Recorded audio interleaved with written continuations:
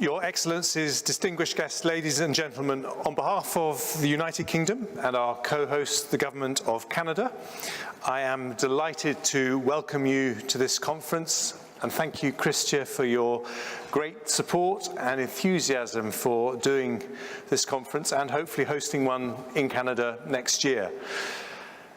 Just 2 months ago, on the 16th of May, a 28-year-old Mexican reporter called Francisco Romero Diaz got a call before dawn about an incident in a nightclub in Playa del Carmen. Romero specialized in exposing organized crime. He responded as any good journalist should, by getting to the scene as quickly as possible. In fact, he was probably walking into a trap.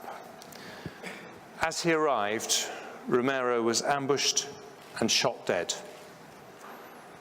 He would have known the risks that he was taking.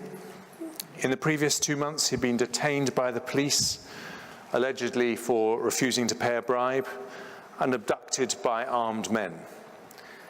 He'd been called anonymously by someone threatening to throw him off a bridge and claiming to know where his son went to school. And yet, despite every act of intimidation and harassment, Romero pressed on with reporting for the newspaper Quintana Rojo and running a website focused on organized crime. He was the 6th journalist to be shot in Mexico this year. And then just 1 month ago, a 7th, Norma Sarabia, was shot dead in Tabasco State. Across the world, 99 journalists were killed last year, more than twice as many as a decade earlier, and another 348 were locked up by governments. Few perpetrators of these crimes are ever held to account. Indeed, after 11 years, of the 46 journalists who suffered violent deaths in 2008, only 8 cases have been resolved. Which is why our conference and this global campaign are so important. Our challenge is to honor the memory of Francisco Romero Diaz and others like him by protecting journalists and championing their work as a vital pillar of a free society. My friend Christia, as she said herself, a former journalist, and I are the first foreign ministers to convene an international conference on this subject. And as Christia said, we want this to become an annual event all over the world. And what is exciting amidst this bleak news is that we're joined today by delegations from over 100 countries, including 60 ministers, and more than 1,500 journalists, academics, and campaigners. Never before have so many countries come together in this cause. And today we send a resounding message that media freedom is not a Western value, but a universal value. At its best, a free media both protects society from the abuse of power and helps release the full potential of a nation. In 1887, the historian and politician Lord Acton wrote his famous words, "Power tends to corrupt, and absolute power corrupts absolutely." The strongest safeguard against the dark side of power is accountability and scrutiny. And few institutions fulfill that role more effectively than a free media. Real accountability doesn't emerge from the selective and theatrical crackdowns on corruption mounted by authoritarian states, which mysteriously eliminate political opponents whilst leaving the biggest offenders untouched. Real accountability comes from the risk of exposure by a media that cannot be controlled or suborned. And the evidence for this is very clear. Of the 10 cleanest countries in the world, as ranked by Transparency International. 7 are also in the top 10 of the World Press Freedom Index. Meanwhile, of the 10 most corrupt countries, 4 are in the bottom 10 for media freedom. Now, powerful people value their reputations. So the sunlight of transparency is the greatest deterrent to wrongdoing. I'm a politician, and like many members of my profession, I don't always enjoy reading what the media says about me. Indeed, a politician who stands up for journalists might occasionally feel like a turkey voting for Christmas. And of course, I need to say, maybe my only chance, newspapers also make mistakes. Journalists are not immune from the temptations of hyperbole or excess. But for those of us who are sometimes on the receiving end of criticism, we should also reflect on the wisdom of Nelson Mandela, when he said, "The media are a mirror through which we see ourselves and others perceive us, warts, blemishes, and all. Such criticism can only help us to grow by calling attention to those of our actions and omissions which do not measure up to our people's expectations." So if we're wise, we politicians will treat the media as a critical friend. Our officials might tell us what we want to hear. The media tell us what we need to hear, providing unvarnished reality whether we wish it or not. But a free media does more than just criticize failure and deter wrongdoing. It also nurtures and nourishes the progress of ideas. Throughout history, humanity has achieved its swiftest progress when we've allowed ideas to be freely debated, tested, and challenged. No discovery was ever achieved and no invention perfected by the suffocating tools of suppression or censorship. The open exchange of ideas through a free media allows the genius of a society to breathe, releasing the originality and creativity of the entire population.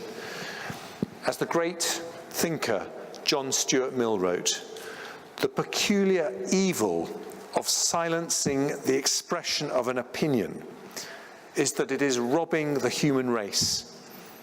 If the opinion is right, they're deprived of the opportunity of exchanging error for truth. If it's wrong, they lose what is almost as great a benefit, the clearer perception and livelier impression of truth produced by its collision with error." Societies which embrace free debate make a disproportionate contribution to the advance of human knowledge. The 10 nations with the freest media in the world have produced 120 Nobel laureates between them, 3 times as many as Russia and China combined. Norway, with only 5 million people, has won 13 Nobel Prizes. And with great respect to my Norwegian friends, Norwegians are no more pioneering or inventive than anyone else. They've flourished because their open society and free media, ranked the freest in the world, have created the very best setting for their talents to thrive. In other countries, life is tougher, but journalists are succeeding against the odds. In Venezuela, we just heard from Luz Melo Reyes, who has defied the Maduro regime by co-founding her independent news website, Efecto Cocuyo.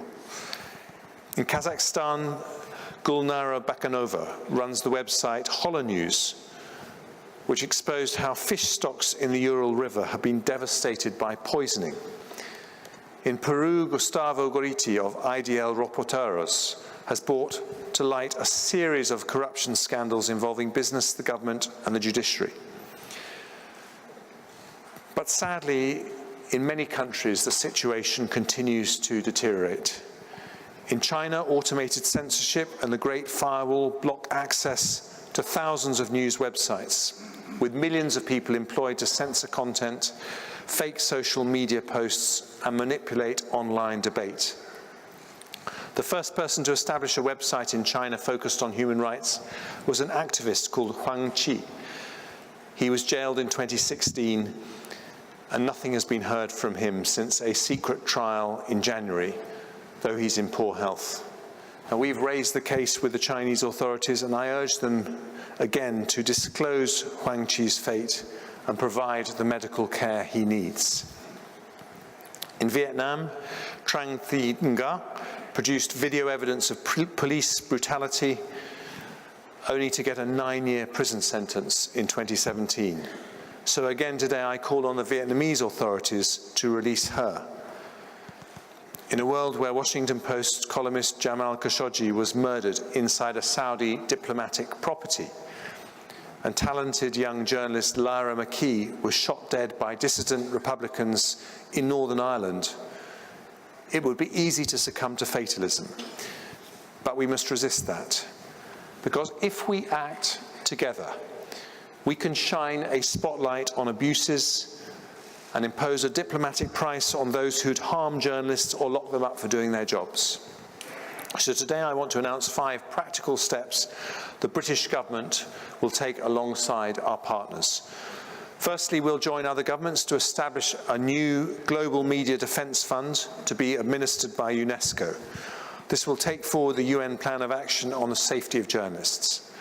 Among the aims will be to help fund legal advice for journalists and safety training for those venturing into conflict zones. Britain will provide £3 million to the fund over the next 5 years, and we invite others to contribute.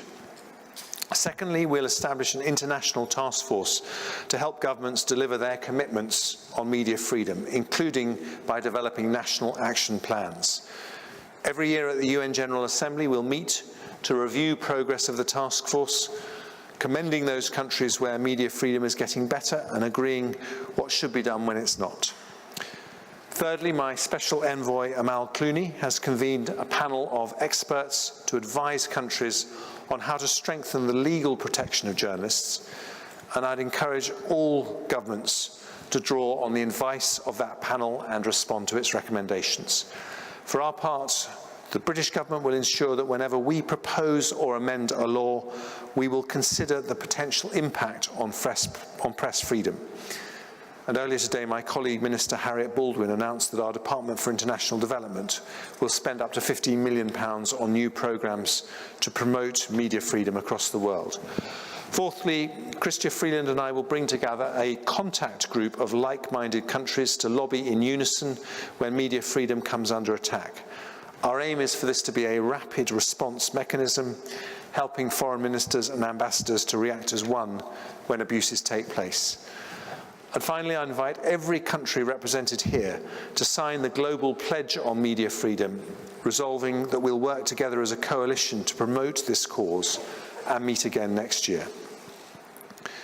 Colleagues, the struggle for media freedom is being waged day after day, not in conference centres like this, but by independent journalists in authoritarian states, by vigilant bloggers who expose corruption, and by courageous activists who publish the evidence of human rights abuses.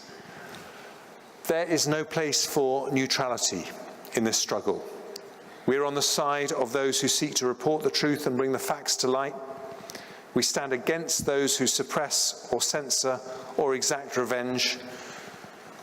After the killing of Francisco Romero Diaz, his newspaper carried the headline, "Pain, Fear and Impotence," and declared the voice of a journalist has been silenced.